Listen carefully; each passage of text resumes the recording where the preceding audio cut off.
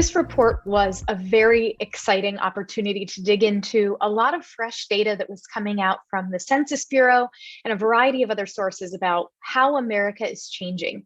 Whether it was the pandemic or the election in 2020, we've had a lot of big changes and a lot of big questions about what the future of America really looks like.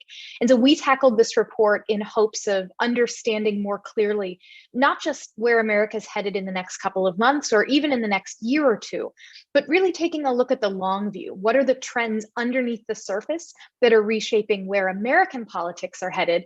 And we think this will be of interest to a global audience because oftentimes trends that begin in the United States, you can see pop up in other countries and their politics as well. So we're hopeful that this report gives people a look into what the future of politics around the world may be looking like.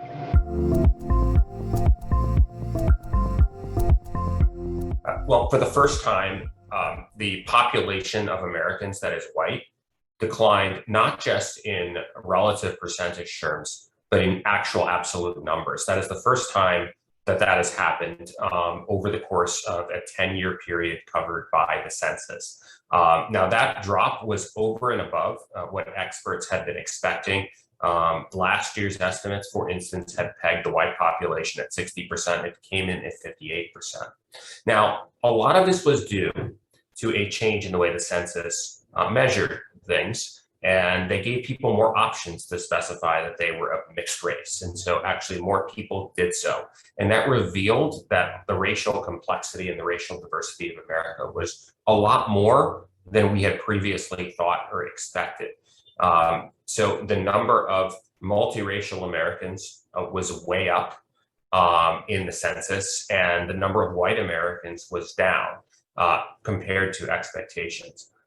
We are quickly heading to a majority minority country. That is a country where the majority of the population is of minority racial or ethnic groups or mixed race.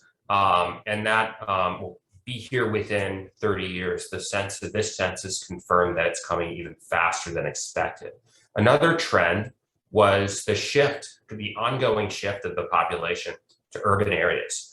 So growth in counties that had more than 200,000 population in 2010 grew 12%. In counties that were rural counties that had under 20,000 of population, those counties actually declined in population. This is all tied to this phenomenon of educational sorting that we're seeing throughout the West. So also counties that had very high rates of educational attainment saw their population grow. Counties that had lower rates of educational attainment saw their populations continue to decline. And this continues, again, this sorting, you're seeing people who are educated, sorting in major metropolitan areas, major cities. This is changing voting patterns. This helps explain, to a large degree, the rise of Donald Trump in terms of that divide in the electorate. And it is ongoing and continuing as we see in this latest census.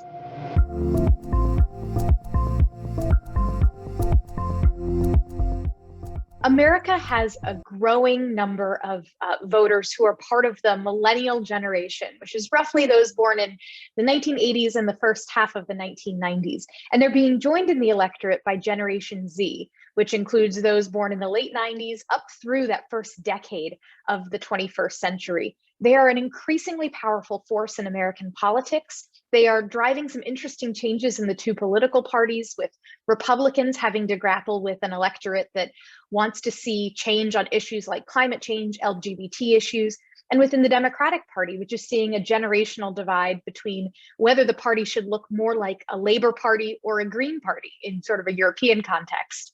But this is all happening at the same time that America is getting older, that the baby boomer generation is still a large and powerful force in our electorate. And even as millennials and Gen Z begin assuming more and more power, we also have an aging America. And so you should take a look at our report for more information on the way that this tension has the potential to reshape our political parties as well as our policies here in America.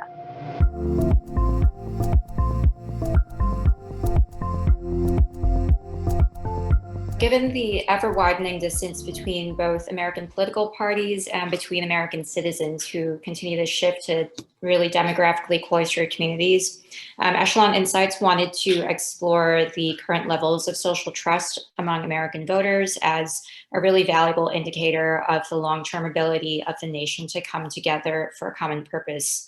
We tested 3 measures of social trust, finding that while a majority of American voters say that you can't be too careful in dealing with people, voters are a little more divided on whether others have really negative intent.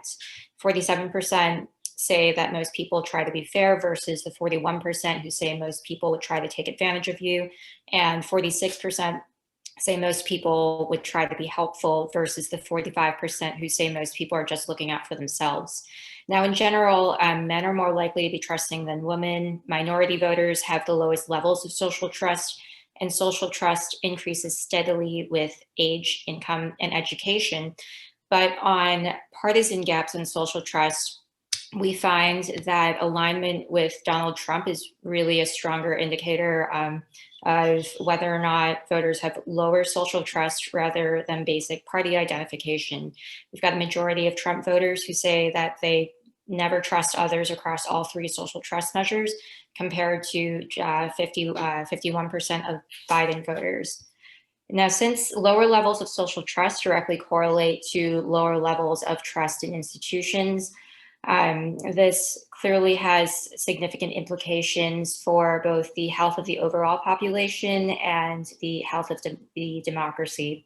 So we really view the erosion of social trust as underlying many of the key concerns facing the nation, and as a key issue which could raise concerns about the future health of democratic institutions in the United States.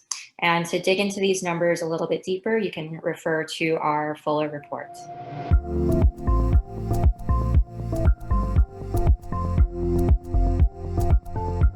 So knowing that this report is intended for a global audience, we also wanted to understand, where do Americans see their own place in the world, and how do they view America's status as a superpower moving forward?